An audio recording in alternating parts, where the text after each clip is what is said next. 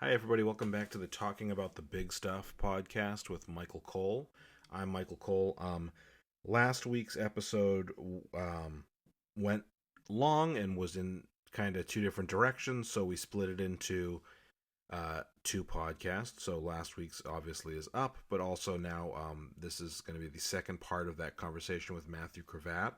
The first part was kind of an AMA about atheism. It ended up kind of changing up a little bit from the original plan. This conversation is more about. It starts off as a continuation of that conversation, and then goes into some other topics. I have a question for you that is not on the list. That I think I know your answer, but we'll see. 17. I thought it was 24. Or 42. 42. Um, do you say "Oh my God" or anything like that? When I'm coming? Or going at all in general? Because I watched a video with, and I'm gonna mess up his name, and I don't mean to, but is it Aaron Ra? It's not Aaron. It's Aaron Ra, yeah. Aaron Ra. Okay. And he was talking about how he used to say it, and then he trained himself. Yeah, some people train themselves out of it. I've never really said very many of those, like "God bless you" or stuff like that. Sorry, not God bless you. The one for sneezing is the one that I did. Yeah, everyone kind of by default says, and you have to train yourself out of if you think it's worth training yourself out of, which I don't really care about. I'm fine with it.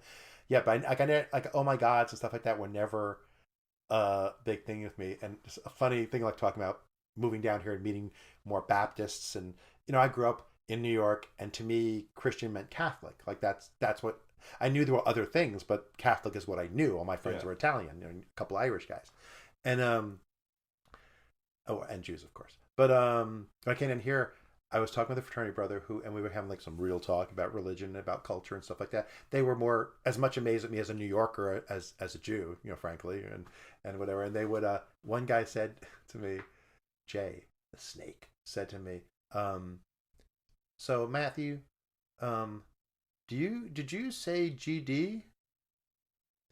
And as a Baptist, of course I know he meant goddamn, and he just didn't want to say it. But I was 19 years old, and that's not a thing. Like Catholics that I knew weren't afraid of saying goddamn. So what I interpreted as is religious Jews won't write the name of God. They write G-D instead of writing God. So that's what I thought. I'm like, yeah, exactly. That's exactly what they do. I'm impressed. You know that. And he's looking at me like, what do you mean? Why are you impressed? I know, goddamn. That's we had a weird disconnect that GD meant something different to both of us. Yeah. I do say God bless you still. The way I look at it is, it doesn't make sense for religious people, because I know the history is when the bubonic plague was going on. If you saw someone sneezing, escaping. No, if they were going to die, and it was like, oh, God bless you, because you're about to die. Well, that works these days. Someone coughs now, you should say it. Maybe, yeah. But nobody dies from anything sneeze related, as far as I'm aware right now. Unless they're driving. Yeah, I had a conversation with that today. That's so weird. Yeah, I say Gesund a lot, which is the Yiddish version of Gesundheit. Gesundheit is German, Gesund is the Yiddish twist on it. Yeah. And I'll say Gesund and Gesundheit, but I'll mix it up with God bless you just as easily. It's because I grew up in New York, and in New York a lot of people say Gesundheit. It's as common as God bless you. It doesn't seem to be as common down here because I get looks sometimes. Yeah. But also I work in a French company, and I work with a lot of international people, so you hear salute, you hear lots of different things. It's not, God bless you isn't as ubiquitous in my daily life. Yeah. But I don't have a problem with hearing it or saying it in that context. Yeah. One of my coworkers, we were at a training last week.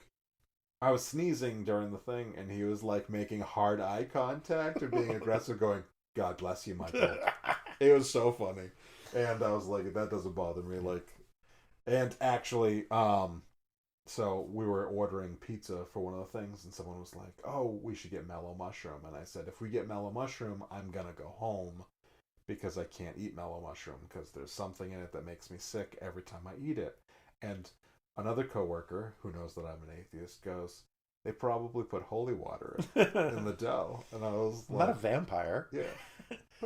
That's why my brother, my younger brother, has a YouTube channel, Jets Chaos, for New York Jets. And did he pick the right year to launch a channel? Like launch it like at the end of last year and telling the Jets are a good team. Like he picked the right time to be on the Jets train. I mean, he's been a Jet fan his entire life, but he picked the right time to be public with it. And he came out of the closet as a Jets fan.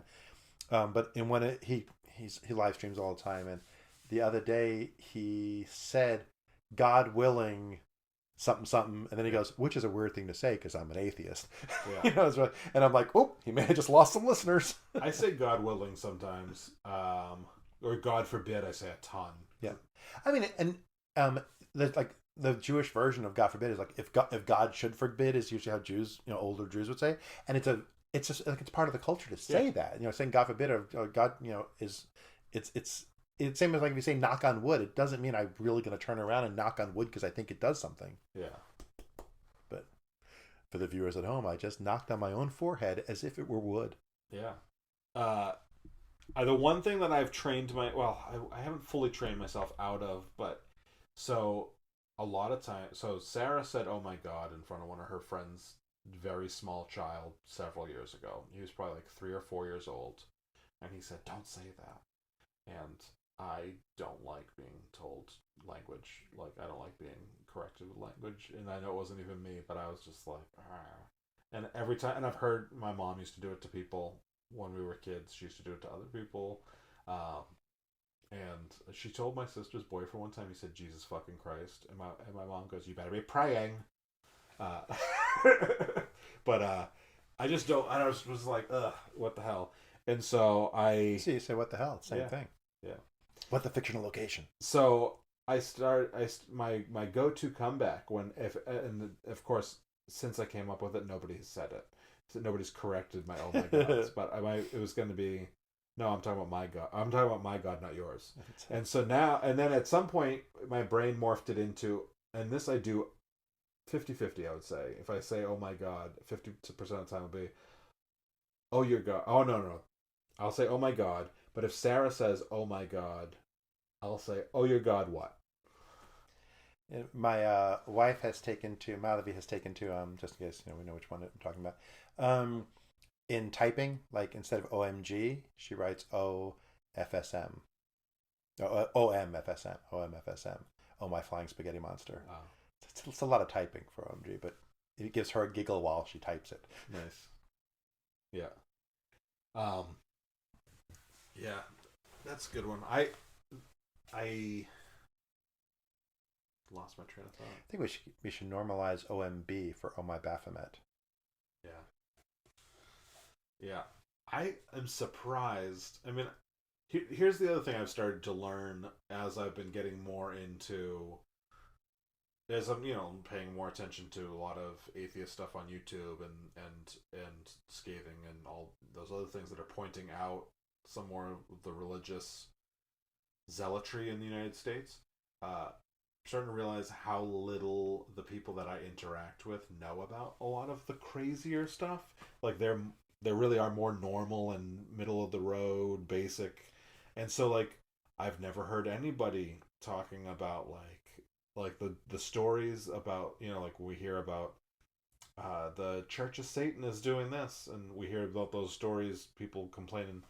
Usually Satanic Temple. The only people I know that are Satanic Temple. I mean, there is a Church of Satan, but Satanic Temple is the one you're probably referring to. Yeah, the only people I know that are aware of that is us, the atheists. Right. Like, and we're learning about it, because we're hearing about it on these programs, making fun of the very far, fringe Christian groups. Because I now at this point I would say I talk to a fair amount of non-Catholics, and I still obviously know, and nobody has any clue. And I'm realizing how into the fringes I'm getting. Like, not that this is a religious thing, but I was describing somebody that with some coworkers. I was describing another coworker or a former coworker, and I used the term incel. Nobody fucking knew what an incel was, and I was like, "It's an incel," and I explained it, and then And they were like, I've never heard that. And I'm like, it's so common. And I'm realizing, oh, now we're getting into fringe atheism. Well, like, I think that the term woke is a really great, accurate term that the right is now trying to co-opt and make it a horrible thing. Yeah. But it really is accurate when you think about that most people don't know about the cultural things that are going on. Like they don't know about like they're not woke to the fact that other people are going through hard situations based on prejudice and based on being marginalized. Most people don't know. I work with mostly women in my group, and it used to crack me up that the conversations they have, and I'm like if they listen to the feminist things that I listen to, they would be shocked because they don't subscribe to any of those. I mean, they're all powerful women in powerful positions, but like they don't know the political things going on. They're just living their lives. Yeah, like they're not woke to the battles that are going on in the culture wars and such. Yeah. It is weird. It's also weird when like Sarah is pretty well aligned with me on a lot of political stuff, and then she'll start to repeat something, and I'm like, that doesn't make any fucking sense. And it's rare, and it's just a matter of there isn't any, but she's hearing it in the like echo, and she's not hearing the rebuttal. Like I have it with my dad. My dad is an ex-hippie, right? He's as liberal could be in for his generation. Yeah, and I mean, and in his core, he is. But he'll say things that's right-wing talking points because he watches. I mean, he doesn't watch Fox. He has that on parental block because he didn't since he moved into the house 25 years ago because he didn't want my kids to accidentally be exposed to it in his house. Oh, good. So it's like never done that. But he watched Lou Dobbs when Lou Dobbs was on CNN, and he didn't realize that he belonged on Fox, and he was absorbing the shit he was saying and believing it, and like he went off on participation trophies. So I'm like, Dad, but studies show that's good. That. Yeah, the winner should get the giant trophy, but everyone else getting something. It's not like the winner doesn't get rewarded for winning, but everyone should get rewarded for doing a good job. When you're teaching guitar, you don't say you suck if they're not perfect, right? You give them little participation trophies. You're just repeating right-wing talking points that you've just absorbed and don't even realize it. Yeah. And to my dad's credit, my dad's like, well, I won't say that again. I'm like, thanks, Dad. Well, yeah, and Sarah's good about that kind of stuff, too. The only thing I can think of is we started talking about Velma. Scooby and Velma. We knew that bestiality was coming eventually. We were talking about the fact that Velma is a lesbian, and I'm going to say the fact that Velma is a lesbian. Oh yeah, I think the writers have come out and said they were coding her as a lesbian for a long time before it was formally shown in the newest movie. So I said something about that, like sarcastically or off the cuff, and they were like, "What?" And I'm like, "Oh, Velma from you guys didn't know about that?" And Sarah was like, "Why does everything have to?" And I was like, first of all, Velma is like I would have assumed if you asked me what her sexual orientation was, because I knew she wasn't with Shaggy, and unless she was with Scoob. There was a time where I think she had a dating thing, but like they purposely had it not work out and not be a thing because she was trying to be straight and she wasn't. Yeah, I mean, I would not have assumed any sexual orientation, but if you had asked me and put me on the spot, I'd been like, I would guess she's probably bi or lesbian based on everything. I mean, I never watched Scooby-Doo that much. And then, and since then I found out that like the character that she was a ripoff of, Thelma something or else from another show back in the 60s, that actress was a lesbian. And that so like there's no point at which this was like obviously you're playing her the opposite of Daphne, who's the femme fatale who's into boys. My other geekery, I'm a comic book guy, right? And whenever there's so the current Superman, like mainstream storyline, Superman's son has kind of stepped up in being like Superman, and he is pansexual, right? Or bisexual, as the older people would say it. And people are freaked out. Like, and I can get they freaked out about that issue. I don't agree, but okay, fine. But they're like, why do they have to put that kind of stuff in comics? Why do comics have to have issues? And I'm like, have you ever read a comic book from like the 60s and 70s? They were about issues all the time. I mean, they may not have gotten it right, by today's standards, but they were about drug use. They were about Yeah. racism. You know, Superman is the story of an immigrant coming to America and being adopted in America, Yeah. you know, and having to be better than everyone else to be accepted. X-Men, You know? like Yeah. yeah, X-Men was completely, you know, about racism in the early days, and then by the 80s about, you know, homophobia. yeah, And like the fact that you weren't woke to it doesn't mean it wasn't there. Like you just didn't Yeah. see it. It was always there. yeah. And then I was back to Scooby. I was talking about the Scooby? I was talking about the Velma thing, and I was like, not to mention, like, all right, you assuming that where sexuality is actually something that's worrisome to show children.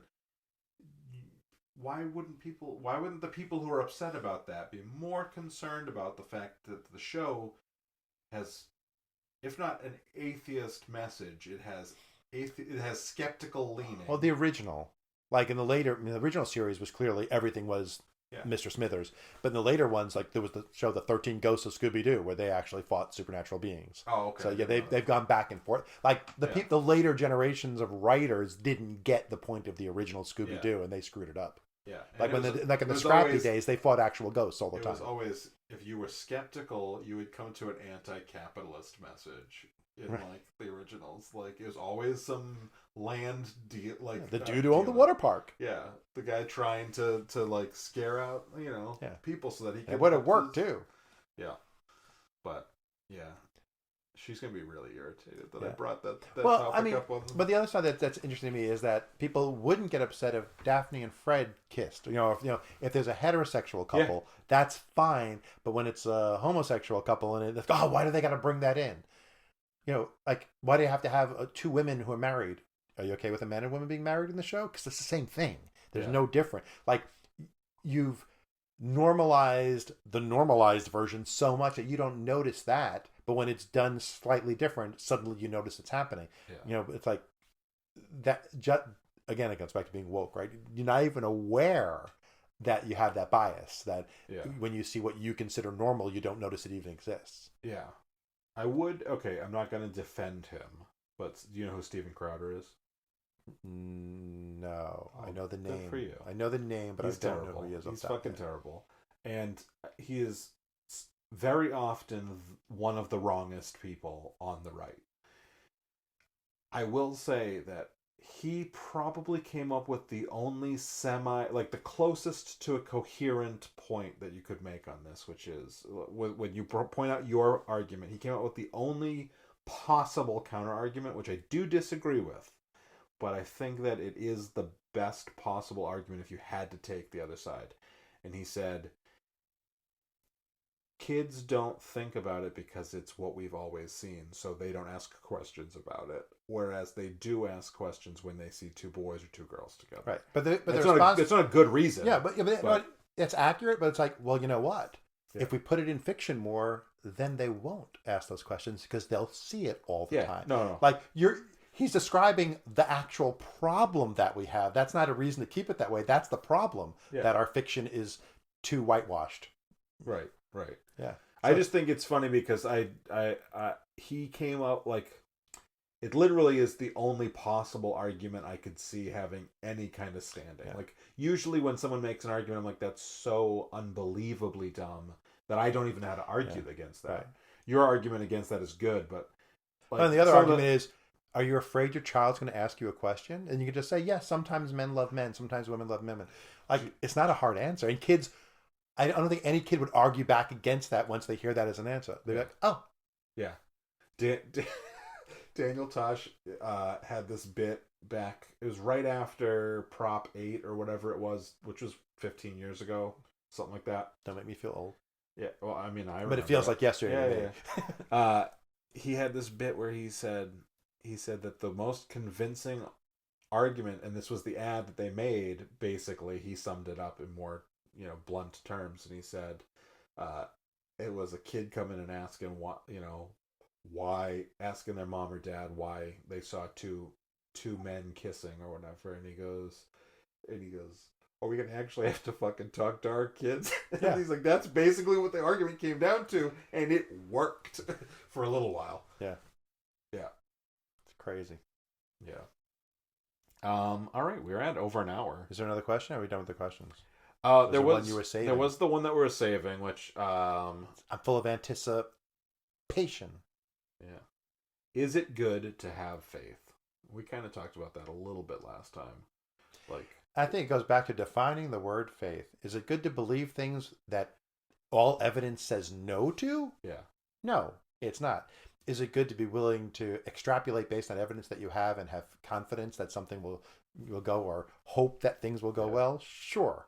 Yeah. I did hear, so, and I'm going to screw up the quote, but it was something from Richard Dawkins, who I also know is problematic. But the argument, the question was, if you could prove that religion was verifiably false but non-harmful, and there was other stipulations, but basically, like, there's no reason, it's not, it wasn't harmful, it wasn't doing it, there was no problems with it, but it was verifiably false, would you still be opposed to people believing in it? And I mean, I'd be opposed to and that wasn't the wording. I think what you think, do you know what I'm I think the world would be better if people didn't believe in fake things. True, yeah, and that was the more argument. than being opposed to what people. That was essentially what the question was, and I agree. And then it did kind of start me down the line of and this maybe less so about religion, although religion definitely plays into it. Is there is a part of me, there's a utilitarian part of me that says, I don't necessarily care how you get to the better as long as you get there. So, like, for example, like, I don't care if you don't kill people because you think you're going to go to hell, as long as you don't kill people. Like, yeah. But the scary thing is, what if you stop believing now? Are you going to kill people? That's not a permanent, right? And that's but there's certain things where you're like, okay, this is a bad reason to be here, but at least you're here. Yeah. And I'm like, at this point, we'll worry about getting your train of thought right later, or like teaching you how to, like, make deductive reasoning. To me, as long as you're being, actually a good person, the way I think a good person is, then I don't care as much. Well, like, that's the Penn Jillette from Penn and Teller, the thing where when asked, if you're an atheist, what stops you from killing and raping all the people you want? And he says, nothing. Right. Nothing stops me. And I do rape and murder all the people I want. And that number is 0. Right. And if it isn't 0 for you, I'm happy you have your faith, because you're a monster. I haven't heard the second part of that. I've heard the beginning part of that, but I've never heard that's not an exact quote, but that's part of it. Yeah. But I also, and that's not an appeal to authority. I'm just saying he said it well, so I'm using his words because they're said well. Just so anyone say, oh, just because he said it doesn't make it true. Correct. I'm just using it as an example. And similarly, Matt Dillahunty, who is the former host of Atheist Experience that you mentioned earlier, he often, I've heard him make the point when someone talks about having faith and making decisions based on faith, and that's different than what you asked. So I'm saying making decisions based on faith. But one would assume that's a logical consequence of having faith. He goes, is there any decision you couldn't make based on faith over reality? Like, and if you put it that way, it's like, then you're going to do wrong things. Like, if you have faith that you will not drown when you tie a 1-ton weight to your body and jump off a boat with it, that faith will not keep you from drowning. So faith can have distinct harm for you, where if you were based on scientific observation and reality, you would know, I will drown if I jump off with this weight. Yeah. And faith gets in the way of believing reality. Like, you invest in something where all the indicators say that's going to tank, and you're like, well, I just have random faith on whatever, whether it's religion or whether it's your lucky socks or whatever it happens to be. That's not a good way to make decisions. Right. And occasionally it may work out. Like, flip a coin, it may come up the way you guessed it's going to be. Yeah. But it's not a good way in the long term to make your decisions, and certainly not to legislate from. Yeah, no, and I agree. I just and there's certain issues that I think are clearer than others, where at this point I just want you to get to the right conclusion. Yeah. Like, I don't care. Like, and when it comes to murder, when it comes to, like, I think 6 months to a year ago I'd been more confident in this statement, but, like, I think to some extent we're, as a society, mostly good on homosexuals. Like, and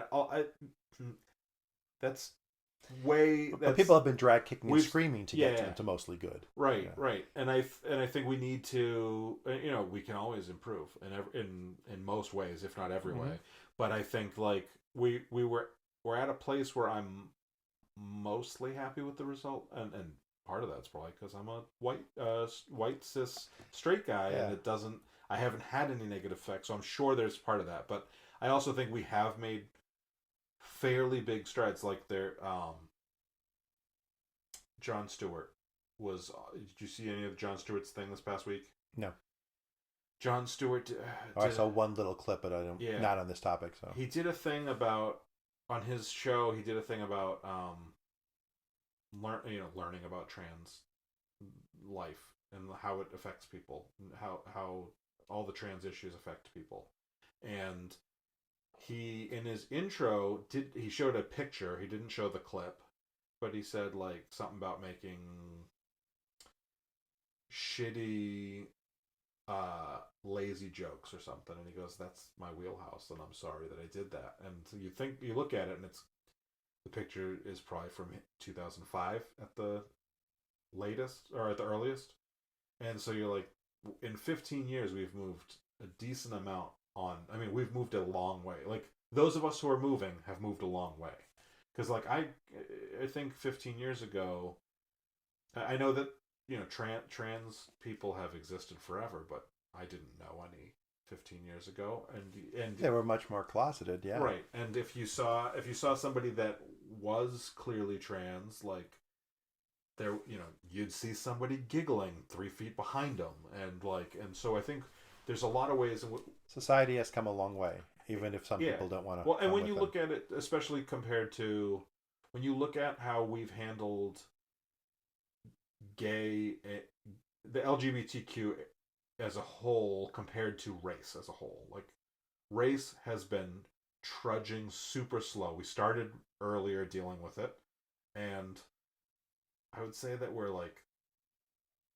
maybe slightly further ahead on race, but because we've had 150 years of working on it to some degree, whereas we've been dealing with, as a society, I mean, I know that gay people and trans people and all the other combinations of things have existed forever, but we've been dealing with homosexuality specifically as a society for 50 years. It's been a significantly shorter period of time. Trans stuff has been really, like, the average person has been aware of it for 5 years. Yeah. And like they knew transvestites, but they didn't know anything else. And I think that there was a lot of that they probably just thought that was drag, and they didn't it was like, oh, just people dressing up. Like, I mean, like, trans people were represented as gay people who wanted to get married in 70s culture. Like, there was a TV show I used to love when I was young called Soap, and in it, Billy Crystal played a gay character, and he was in love with a big football star, and the guy couldn't be seen with him in public because he couldn't be outed as gay. Yeah. So Billy Crystal was going to have a sex change so that he could be a woman and he could be with him, because that's the way it was viewed then. Like, they didn't even in pop culture, they didn't even understand what trans was. Like, that's not what being trans is about. Yeah. But that's the only way they could express it. Interesting that at that point it was more acceptable to be trans than to be gay. Well, I figured nobody would know. The thing was, the idea was that nobody would know. Yeah. That he could pass himself off and nobody would know, kind of thing, which is a horrible, it's a terrible interpretation of it, but that's even the best it was back then. And I think an advantage for acceptance rate is, you're Dick Cheney and you're the worst person in the world, then your daughter says she's a lesbian and you're like, oh, it's in my family, now I have to deal with it. Right. Your daughter doesn't come out as a different race. That's I've actually used that when I've talked to your kid's not except for that one, Rachel Dozer or what Dolezal. Yeah, whatever. Yeah, she might, but other than her, it doesn't often happen. Okay, you just touched upon something I do want. I've asked this of several people, and I've gotten basically the same exact answer from every single person I've asked, but I'm curious because you're probably the most progressive person that I'll have asked this question to. Speaking of Rachel Dolezal, do you think that in 20 to 30 years, transracialism, in whatever term they use. Yeah. Transracial. The reason why I say whatever term is because transracial, You can't change. Well, no, they say that with like if you adopted a black child, that's a transracial family. Okay. So that term is already being used, so they need to come up with a new term for whatever that ends up being. But do you think that'll be a thing? Yeah. Well, so here's the thing. Not talking about her case, because her case is an edge case of she's as white as she could possibly be culturally, parentage, genetically, and then she says that she's not. So I don't know how to handle that case. It's beyond me. But I'll say for the rest of society, my children are half Indian and half Jewish. Yeah. My son's married to a girl from Saudi Arabia, so if they have children, they will be a different blend. Barack Obama is called the first black president. He is half white, half black.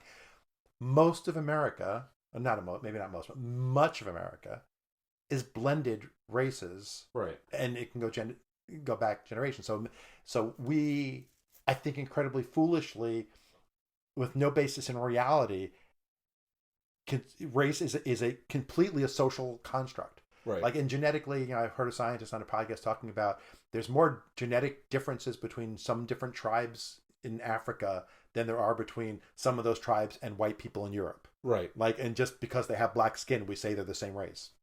And race is a stupid term to use for our ethnicities anyway, because race is a biological term that's just not true. So I think whatever crossing of racial things makes sense that we get more of it, because I think that that so many people are a blend of races, and we for some reason try to make it a binary as much as we can. Right. I actually saw a form recently that let you check more than one thing for race, and I'm like, that's rare. Yeah. My wife looks at it and she's like, if you go by the races we learned as children, she's technically Caucasian. She has a lot of Aryan blood. She's from northern India. Yeah. But, so she's technically Caucasian, but she's from the continent of Asia, so she's technically Asian. Yeah. And she's like, what am I supposed to check on a box? I mean, I check Asian because screw white people is her thing. I don't want to say that I'm white, but if you go genetically, that's a better answer than where she happened to be born. Like, if you and Sarah happen to be visiting China and you had a child born there, that child would technically be Asian because they were born in Asia, but they wouldn't genetically be Asian. Right. But anyway, I think the main thing is there's so much blending of racial genetics, or whatever terms you want to use. Our cultures are so mixed, especially in America, but even in Europe, it's getting more and more that as that happens more, I think the identification of race makes no sense to begin with, right, and should become more fluid. I don't know why we call Obama black and not white when he's equal both. Right, that's true. I actually think Rachel Dolezal, and I should say, his life experience is probably not equal because he looks black, and that gives you a life experience. Right. So there is that side of it too. But that's why I think there is more at play. There was the Jeffersons had an episode about it way back in the 70s, or maybe it was the early 80s. But where that one of the couples is black and white, white husband and black wife, and they have two kids. And the kids get into a big argument because one of them is light skinned enough to pass as white, and the other is dark skinned. Yeah. And I think the daughter's yelling, the sister's yelling at her brother, like, you don't know what it's like to be black because you can pass. Yeah. And that was back in the 70s. They were dealing with that. Yeah. Yeah, that makes sense.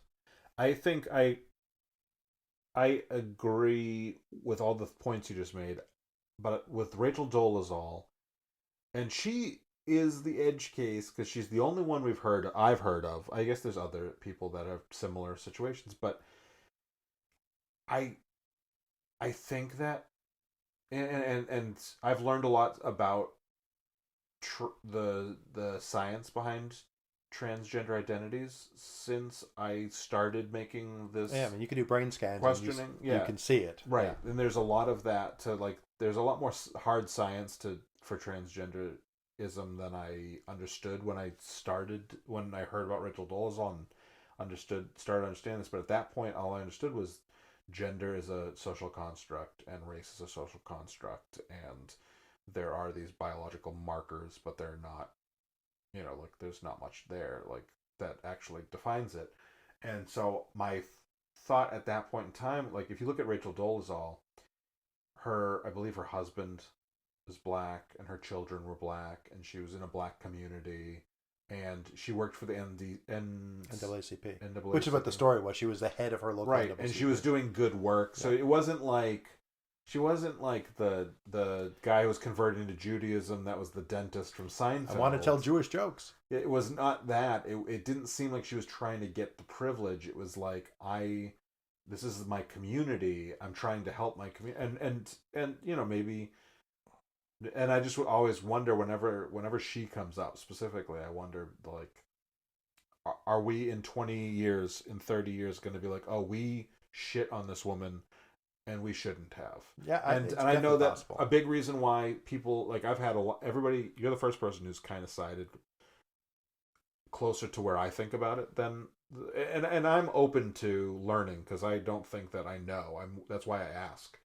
I don't like want to assert that like this is what I think is gonna. I just am curious, and is this what's gonna happen? And I want to be prepped to be as compassionate and reasonable as possible on the subject. I don't want to be looking back at like, oh, I was one of those people who made fun of her. I understand why people did, but like I don't want to be on the wrong side of history. So I'm trying really hard. Every time it comes up, I try to just understand. And one of the things that I think has made people really push back on it is that the right has tried to use cases like that to delegitimize transgenderism, and that's not how I look at it. I think if in 20 years, like it's the slippery slope fallacy. Like if that's the case, and it's the same basic mental. Like they made a good point. We were wrong about her, right? Like not wrong about right. I did literally hear people. I think like Ben Shapiro kind of people saying, is this going to be, we're going to have transracialism? And it's like, if that's what happens, why not? I don't understand. Yeah. Well, and I think it's funny is we have it 100%, but it's just like the Velma conversation, right? When you say, well, kids are used to seeing straight relationships. They're not used to seeing, any other relationship, right? We're used to seeing someone who is third generation American, but came from Mexico being complete quote unquote, I'm making quotation marks, quote unquote white culture, right? And not having any kind of accent and not, doing anything that we would say is Latino because they've totally whitewashed themselves in their generation, which I'm not saying is a negative thing at all. I'm not saying Jewish. I mean, kind of what I described my family, right? Yeah. We're less and less Jewish every generation, no matter who we marry, because we're not practicing it anymore. And we don't notice it when it's going towards that, right? When it's people are giving up their racial, ethnic culture to be more Americanized, more mainstream middle America, nobody points that out and says, hey, why is that Spanish guy eating an American cheese sandwich on Wonder Bread? Yeah. Right? Because that's normal. Right. So like if you move someone in the other direction, we're like, oh, that's wrong. Right. That makes sense. And it's like, so I think it's the normalization that if you move towards what we quote unquote consider norm, and I don't want to say it's norm, the more common American experience, middle America, fictional American experience, that we totally accept. Like nobody gets like, upset about that. It's only when someone wants to move the other way that suddenly it seems wrong. Right. And in some ways it is, it's that fine line. I hate bumper stickers and I hate labels, right? Yeah. So like if you describe it in a conversation, you have one feeling. If you give it a term, say they're culturally appropriating, well, that's bad because we said the words. And it's like, but and a lot of the times it is bad, but it's not bad because you said the words. Let's have the conversation and see if this case really falls into the bad thing or not. Yeah. Yeah. That makes sense. The other little pushback. So I've only asked 2 black people about it. About transracial identity, whatever they're going to end up calling it if it ends up being a thing. The other pushback I've gotten is, well, you have white privilege and you can like move into it. It's like, but men have a privilege and so if your biological sex is male and you're a trans woman, like you move from society seeing you as a man into this minority, and like and their point is, well, yeah, but can a black person become a white person? Well, can a woman become a man? Like, and like it ends up being the corollary to me is not like they all think that there's a, or not they all, like everyone that I've talked to, which is like at this point 5 people, so not representative numbers, but there's not too many people that I've felt comfortable talking to about. It's only friends and people that I think are going to be intellectually honest, even if they don't. That's why I want to ask about it. But that answer was always, the corollary to me is like, yeah, well, I don't see the difference there, like between a trans woman and because that person was, for all by all of society's standpoint until they came out as trans, was seen as a man, and now is a woman, and so that's that same level of privilege, and I think that works in the same way. Yeah, I think the problem is that we have decided for some reason race equals color. Yeah. I can see it, and that makes it a race. And we have, and that is a case, and like, so their point about privilege is 100% a correct and valid point. That is a confounding issue, right, on what goes on. But if I look at taking visual race out of it, yeah, my friend Beth married a Jewish guy 40 years ago or some odd time. She's just a little, and maybe 30 years ago. She's probably not older than me. So 30 years ago, she married a Jewish guy, and she totally embraced Jewish culture. So maybe she converted to Judaism. I think she did, probably before she married him. But she drops Yiddish words all the time. She tells Jewish jokes like the dentist on Seinfeld. I didn't know she converted to Judaism until she told me, because she acts so Jewish. Yeah. So did she culturally appropriate Jewish racial culture? Right. Or is it just, it's a thing. It's a societal construct, and she's welcome to it. Yeah.